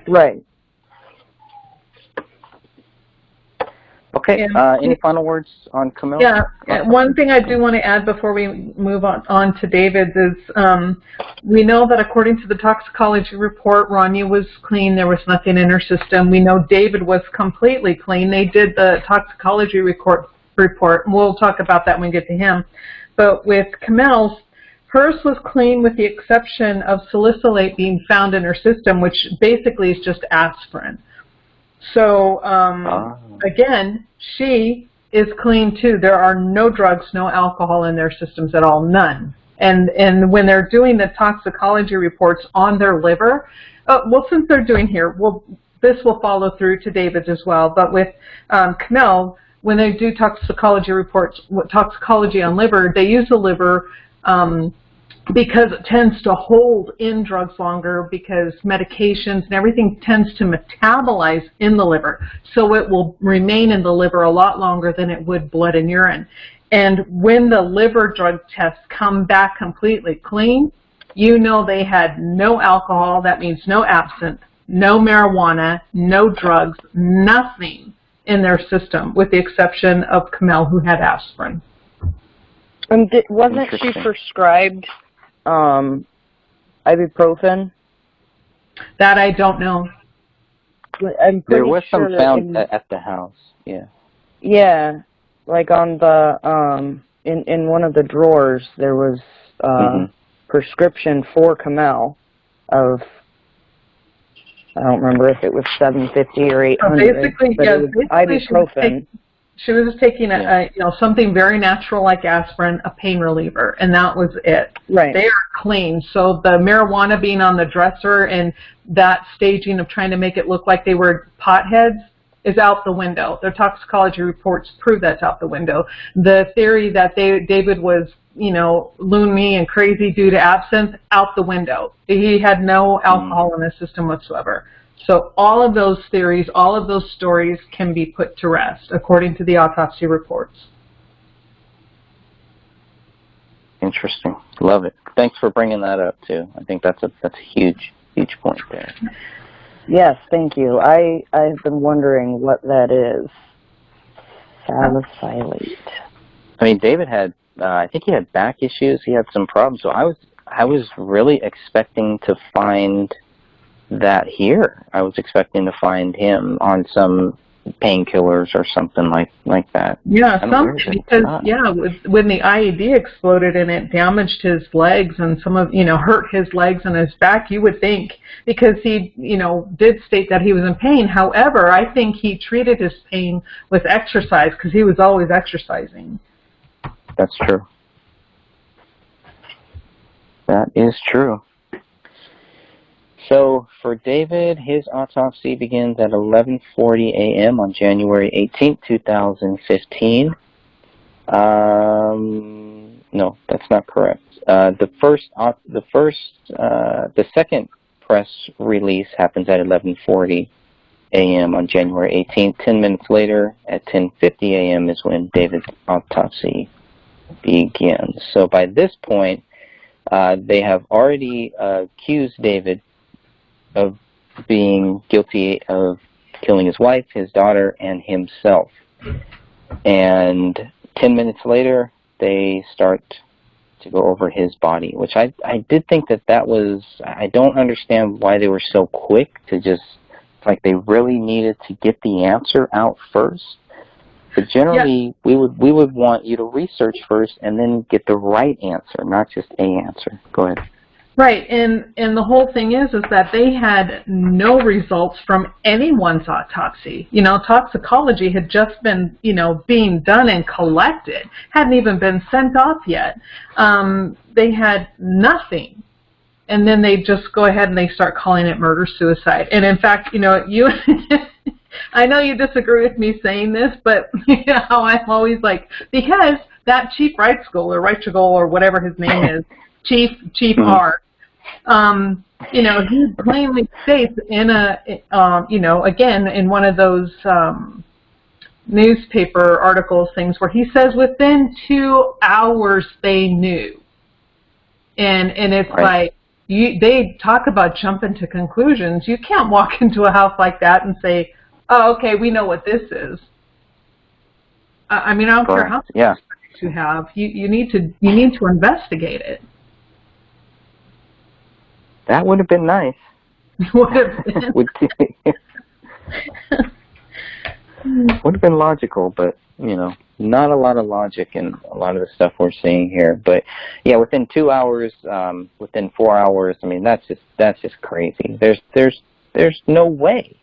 There's no way that they could possibly know. Especially when they leave the house without, well, they still to this day don't have the bullet that killed them. So how can you walk out of a residence and say he committed suicide, but not retrieve the bullet or the fragment that killed him, or even anything? They just Oh. Yeah. Okay. Getting frustrated all over again. Sorry. Well, they didn't have his bullet, and they didn't have the one tied to his daughter either. So correct. They are consistent in that basis. Consistent in missing bullets. That's it. Look at the bright side. At this point, look at the bright side. Go ahead, Stephanie. I had so who puts all the things in the body bag? Like at the crime scene, do we know that? I don't know if that's the BCA. I'm assuming the BCA. Or it could have been also the assistant that it's the name we've only heard or seen a few times, that Dr. Lelinski's assistant that showed up there with her. It could have been that person as well, or was it the police? I thought I read somewhere. Now I can't remember. Yeah, you're talking about Greg Spandl. Yes. Greg Spandl was the medical examiner investigator who was with her. Yeah, he's there, and that's it. He's done. His investigation is over. Trying to figure out how the two mandibles got into the same bag. Well, because the reports state that the bones, and this is, again, a good question, because there was a mandible found on top of the blue blanket, but where? But the report states that any bone fragments, whatever was closest to that body, was collected and sent with that body. So that's probably why those mandibles were closest to her, so they just collected it and stuck it with her. And then, you know, let the medical examiner figure out who belonged to who.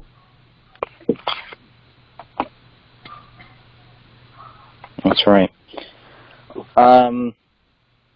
Let's see here. I was just looking at some of the questions in the chat room too. So here we have David, the pathologist was Jessica Lelinski, and Mitchell Morey is back. Detective Sean McKnight and Detective Brian Bone are both there during this process. And they have David weighing at 128 pounds. And again, that's going to be different from what they have him here, which is 180 pounds is what they have in the police files. So that's a big difference. That's a huge so very important. Now, what would cause that? I mean, and maybe they're going by, well, I'm assuming, like, where did they get this 180 from? The 180 has to come from his driver's license? Yeah, I would think so. Either his driver's license or any medical records that they were able to get. But that's still a big difference on 20. Yeah, when you look at him, he may not be a tall man, but he is a very fit, muscular man. So muscle weighs more than fat. And so, you know, well, okay, a pound of fat is still the same as a pound of muscle, but you know what I mean. He was very fit, and he had to have weighed a whole lot more than 128 pounds or 138 pounds. So why didn't they check that out? Right.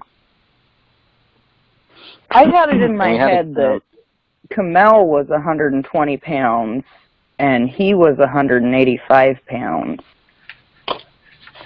That's close. That's close to what these documents say. So it's a big difference. 128 pounds for David.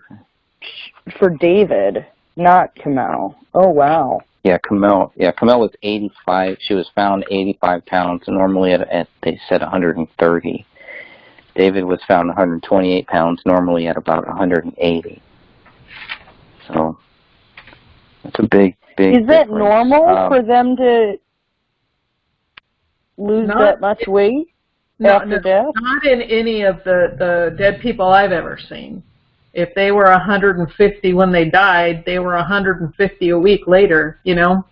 I have no explanation as to why the drastic weight loss for either one of them. Well, I would think drugs, you know, but again, we're looking at the tox, and there were no drugs in their system, so they were completely doesn't make sense. clean. Yeah.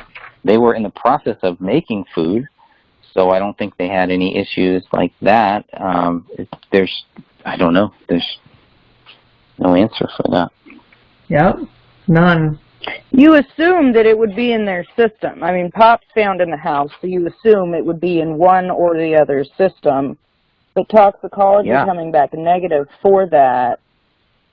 And again, well, why was it even open if it's not in either of their systems? Like, it's common in somebody who overdoses. Well, and again, that all goes right back to the police not investigating, because especially when the toxicology reports came back, those take longer.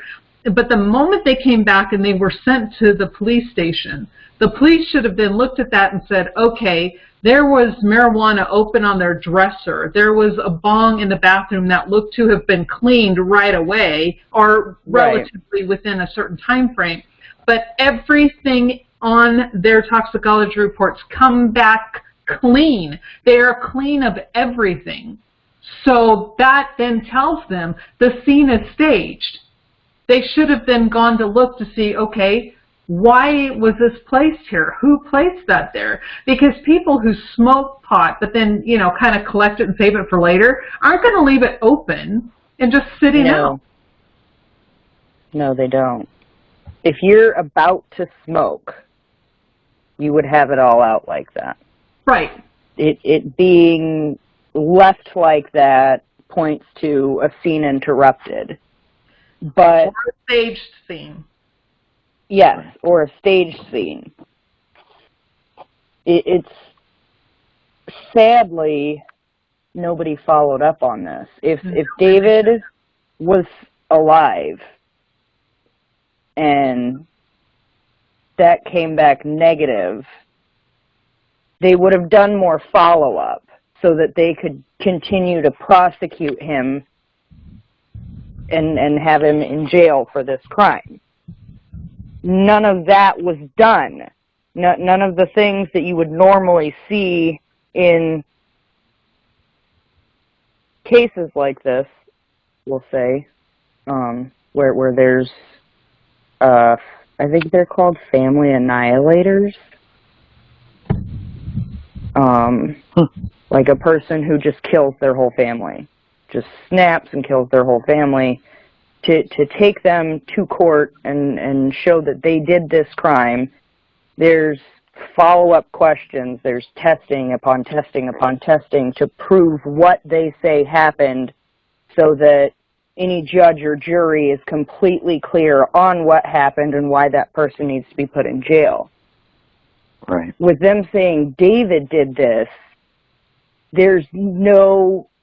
it's almost reminiscent of like 1930s era detective work. You know, oh, well, they're all dead, the dog's alive, so the missing body parts are from the dog eating it. And the gun's by him, so he must have done it. Case closed. Like, there's no... Okay. I'm sorry to interrupt, but I want to jump back to a point you were making, and then maybe we should probably get back to the autopsy report. But I think this goes along with the autopsy and with his mental status. The fact that they keep stating, and that Captain R in the little sloppy-mentary was stating, oh, well, we think he just snapped. That is an extremely rare psychological event. There was no evidence of David being under stress. There was no evidence that he was had flashbacks. There was no evidence that he was under anything that would cause him to have a reason to quote-unquote snap. And for someone to snap without reason generally doesn't happen. So nothing, and we know it wasn't due to alcohol, we know it wasn't due to drugs, we know it wasn't due to flashbacks or PTSD, we know all of that is fabricated and not true. So right. There is no rhyme or reason for him to have been accused of this crime. None. Right. Right.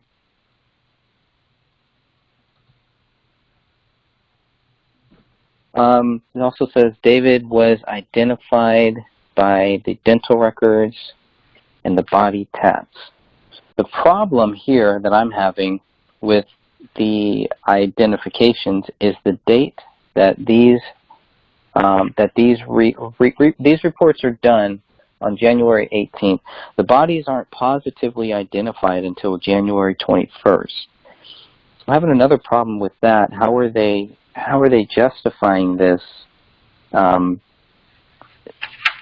this point, the bodies, it sounds like the bodies should have been identified on January 18th.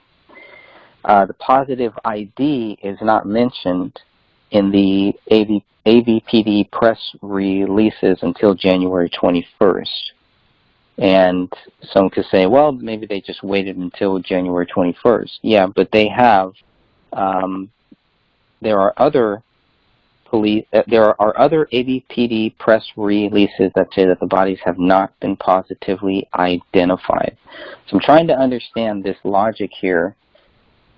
If they haven't been identified, is that because the Hennepin County medical examiner hasn't told the Apple Valley Police Department yet, even though the Apple Valley Police Department are in these autopsies, so they're there, so they know that the bodies have been identified. Why are they still saying after January 19th, January 20th, January 21st, that the bodies have not been positively identified? Well, there's a difference between being tentatively identified and then positively identified. And they went on looking at photos and the bodies were in the house belonged to. So tentatively, yes, those were more than likely the victims. So they can be identified as. But the positive, without doubt, identification comes after the medical examiner office then gets a copy of his dental records from the dentist. They make comparison with the teeth that they have, and then they can make the positive identification. Gotcha. Makes sense. David's autopsy shows early to moderate decomposition, and that's evidenced by the skin discoloration, the marbling, slippage, blistering, and the mummification of the left hand and feet. Now, the mummification of the left hand, everybody can see what David's left hand looks like. There is an image, BCA 4777, shows you exactly what David's left hand what his left, I don't want to say a sign that his left hand was making, but you can see the condition of his left hand. And it is a very curious left hand, I think. Well, yeah, and one then of the more weirder things. Here's the problem I have with that, and this is what I just sent to in my email to, what was his name, Tom Lydon, the one who did his little expose on the news. Yeah. And I have not heard back from him, not hide nor hair, and this was my second email to him. But I pointed out to him, and I sent him both photos. When you look at the photo of the bodies, I did some lightning and zooming in on that hand, and then you compare the position of the hand in that photo to the close-up of that photo of the hand being next, like the photo you're talking about. That hand is in two different positions. The first one with the bodies just lying there with his arm outstretched, the right finger, the index finger, is not next to the thumb like it is in the close-up photo showing the OK or the 666 or whatever the case may be sign. So who moved the finger? And that's why I asked Tom Lydon. I'm like, shouldn't you be asking who moved that finger? Here's the photo where it shows his fingers are all up and outstretched. Then you have a close-up where the right index finger is now touching the thumb. Who did that? These photos both were taken when the police got there and then during their time they were there. So the only people in that house to move that hand were either the police or the BCA. Who did it and why? That's right. It wouldn't have let's snapped. see, anything else? It wouldn't have what? The pointer finger wouldn't have snapped, like, off or broken in some way when it was moved? The rigor mortis had already been gone. The fingers would have been pliable. I didn't know that. Well, and I did read somewhere, and so I'm going to keep my mouth shut. I'll go find that for our next one. So when I find it, then we can talk about it next time. Okay. All right. Yeah, I do want to kind of wind this down here. Getting pretty close to the end here. I know this has gone a little bit longer, but that's okay. We're almost done with this. Just looking at David's head. So due to the condition of David's head, they were unable to determine the entrance, the pathway, and the trajectory of the gunshot wound. So that shows that they tried, right? They tried to find the trajectory. No, okay, maybe not. Maybe not. They just looked at it and said, there's no point of even looking to figure it out. That's pretty odd. They did determine the bullet exited through the left parietal bone. Sorry, Kamel had more gunshots, so I can understand not being able to figure out where the entrance or exit was for her. But if he just had one, I mean, Randy was shot once, and it was pretty cut and tie to see where it came in and where it went out. If he was just shot once, shouldn't it be like the same? Like, well, there's a difference because with Camille, it was they could find the entrance wound, and so they were able to determine the trajectory. With David, they only had an exit section, so the entrance wound, that portion of the skull was not found, and so they had no way of knowing how it entered. They only know how it exited. So that could be why. Which I think is weird, looking at the photo of David's head, right? I mean, even though it is kind of back and it's kind of hard to really see or to close up on, it's like it looked to me like more of the left side was missing of his head than the right side. So I always found that kind of weird, how they were able to find the exit. Well, most of the left side of his head was missing. Oh, but see, the left parietal bone was still attached. So that's the left side, so that was still there. And so they know where it came out. But since when a bullet is shot into a head, it could easily bounce around. So you can only know if there's an exit wound where it's coming out of. You don't know where it entered. Now, the exact opposite is true of Camille, because they know where it entered, and they might not necessarily know where it came out. So they can determine how the weapon was positioned against her head to cause that entrance wound. But David's entrance wound is missing. Gotcha. And I think what we're going to find next is, I mean, Catherine, when you were reading this, is this what led you down the blunt force trauma? I mean, is there anything that we're seeing here that lines up with the blunt force trauma that you found clearly in a couple of those photos, the crime scene photos? No, nothing in the autopsy reports. In fact, that's why I went back to see, going, okay, this photo in this skull piece clearly shows blunt force trauma. So I went immediately to the autopsy reports to go, okay, they had to have mentioned this. But there is no mention in the autopsy reports at all. At least not here. And now, in the extensive, thicker medical examiner report, we don't know, and we will never know. Again, because by law, those are not to be released to anyone other than the families. The families can request, but anybody else can't. But wouldn't that stuff be some of the basic things to mention? I mean, there's no reason. Well, yeah. Well, I guess there is reason not to mention. Exactly, because when they mention the larger skull piece, they just say that this large skull piece that then articulates well with the remaining calvarium. You would think that they would mention that the skull piece has indentations on it, but they say nothing. Not at all. And the indentations are clear. I mean, a 2-year-old could look at it and go, oh, look, there's marks. Compare that with a regular skull cap, and then you look at his, and I mean, you know, I hate to say this, but a 5-year-old could tell you that there's something wrong with David's scalp. Or I'm not, sorry, not scalp, but his skull.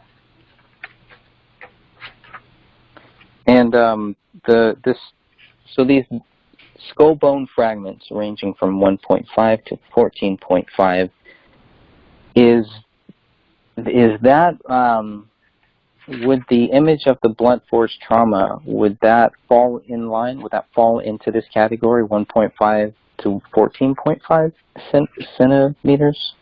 Well, what I did. Or is that something different? Mm-hmm. Well, I guess, wait a second. Were you trying to ask me? I don't think I understood. Oh, I'm just saying, so, where is it here? They were mentioned that skull bone fragments were found. Mm-hmm. And does that line up with the blunt force trauma image, or is that something different? And is yeah, okay, I see what you're saying. size? Yes, and what I did, and I know this isn't exactly scientific, but it's all we have at this point. If you look at the photos with the skull piece, they have a little measure marker tape thing, correct? And so what I did is I took a piece of paper on the screen, and then I took that and found out how much their centimeters were on that, and then measured it out on the picture of the scalp. Again, this is not scientific, but it's all we have at this point. And the dimensions were exactly that. For that skull cap piece was exactly what was found, and then that fit, that articulated well and fit with his calvarium. Interesting. So this is where it says separately a non-articulating 8.5 centimeter maximum dimension skull bone fragment with a rounded defect along one edge with apparent internal beveling. That's pretty interesting. I noted that for some reason, but I can't remember why I noted that now. Rounded defect. I guess that was the rounded defect. So that would be, I guess I was trying to figure out what that rounded defect was. Most likely. Well, I'm assuming that would have been either an exit or an entrance wound. It would have to be of some sort, but, or, we don't know, could it have been from whatever weapon was used to hit them? They don't even, you're right, they don't even clarify. I'm reading that right now on page 3 of the autopsy report, and it just states rounded defect. But what type of defect? Right. Was it a complete round circle? And if it was a complete round circle, then they would have stated if it was a gunshot exit or entrance wound, because it would have had beveling. They don't speak of beveling, they just say rounded defect.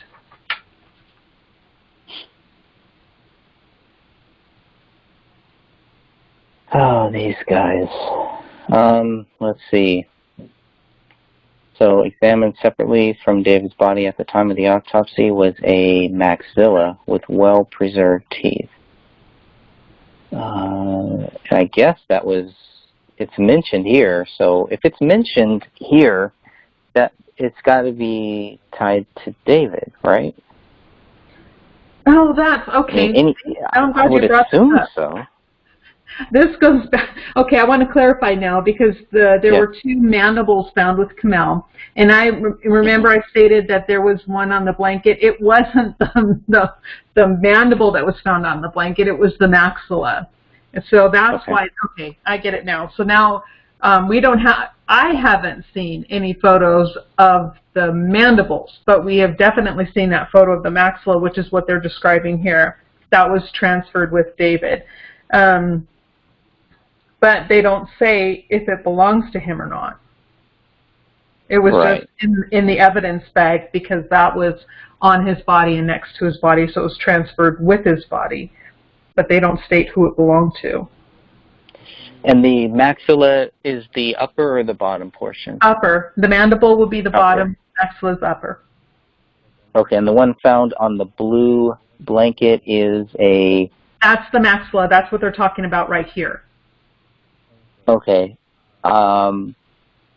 Looking at the image, though, it kind of looks like David's maxilla is still there, right? I did not see a maxilla on his photo. The whole front part of his face is gone. It's gone. It kind of looks, I'll have to go back and look at that again. But where it's found, I mean, that's nowhere near David's head. David's head is, if you're looking at the, you're looking through the front window, if you're standing in front of the Crowley home and you're looking through the window, the maxilla on the blue blanket is found to the left, next to the bloody wall, but David's head is facing right, next to the Christmas tree. Correct. That's a long way for it to get over there. I mean, it's just... In an odd place, the dog had done that, just to leave it there. To leave it right there. With no evidence of him gnawing on it or chewing on it. It would just drop it right there? No. It looks placed. Again, that looks staged as well. In my opinion. Hardcore. Yeah. How hard is that to remove from a human head, from a human body? Extremely difficult. It's hard. That would not be an easy thing for a dog to do.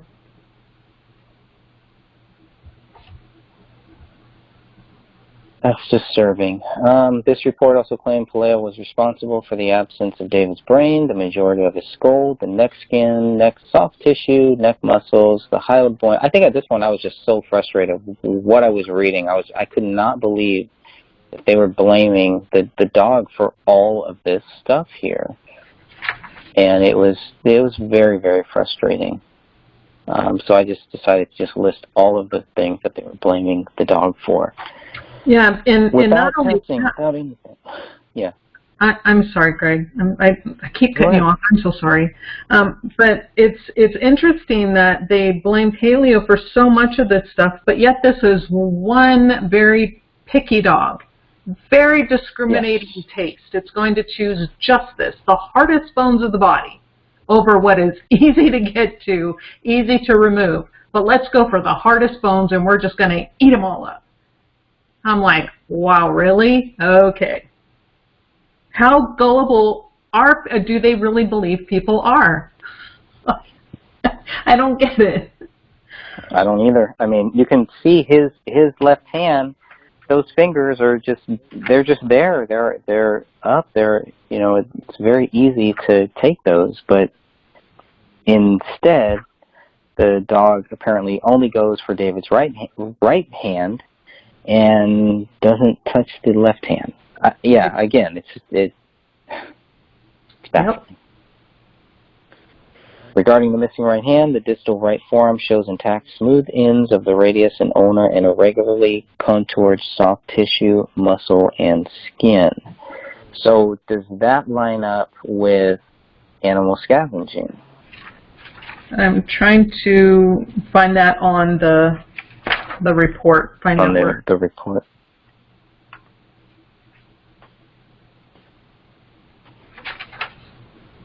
Wait, that's internal. We need external. Okay, I'm sorry. What part are we reading? The remaining. Wait, where are you? Yeah, oh, it's actually regarding the missing right hand. Okay, I see. Yeah. The right hand is absent. The distal right forearm shows intact, smooth ends of the radius and ulna and irregularly contoured soft tissue, muscle, and skin. That to me does not say, and my first thought process on that is not dog scavenging. That could be consistent with a pulling away of a hand, or pulling, same thing like with the arm. Did somebody pull that hand off that? And I see nothing here that says dog scavenging.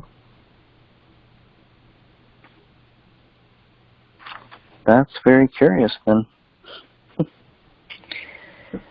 No, especially with the smooth ends of the radius and ulna. If a dog is going to be chewing on a hand to remove it from a body, if it could do that, there would be teeth marks. It would no longer be smooth. There would be, gnaw marks on those bones, and there's nothing. It's smooth. It's smooth. That's a key. That's a key word too. That it was smooth. It's like, wait a minute. It says jagged, I believe, for one of the other body parts, but for this one, it's there's nothing mentioned like that. It's really weird. It's really odd. There's nothing consistent in this. So, I agree. I think that's about it. Unless you guys have any final questions here, we can go ahead and shut this podcast down. I did anticipate this one being a little bit longer because of all this, and because I knew I had 1,000 questions that I was going to ask you, Catherine. And you were able to answer everything for me, so thank you again. Thank you again for joining us here. Oh, no, thank you for having me. The only thing I really want to reiterate, and I know I've said this 1,000 times, is I really once and for all want to put to rest the theories out there that have been going around about David being, drinking on drugs, and that's what caused him to do this. According to the toxicology reports, which were the samples were taken from his liver, tested from his liver, he was clean of all alcohol, all drugs, everything. His system was completely and totally clean. They will check the liver because the liver tends to hold on to drugs and stuff more because that's where things are metabolized, is in the liver, so it will be stored. And since the liver tissues were clean, he had not in anywhere, any time prior to, close to, near the time of their deaths, and I'm talking at least a month or two, maybe longer, prior to that, did he have, especially pot, that for sure was not in his system. Not prior to their deaths did he have any alcohol. He was clean. She was clean. Other than aspirin, Rania was clean. So those who are saying that the toxicology reports show them wrong. Awesome. Great points. Stephanie, any final words before we shut this down here?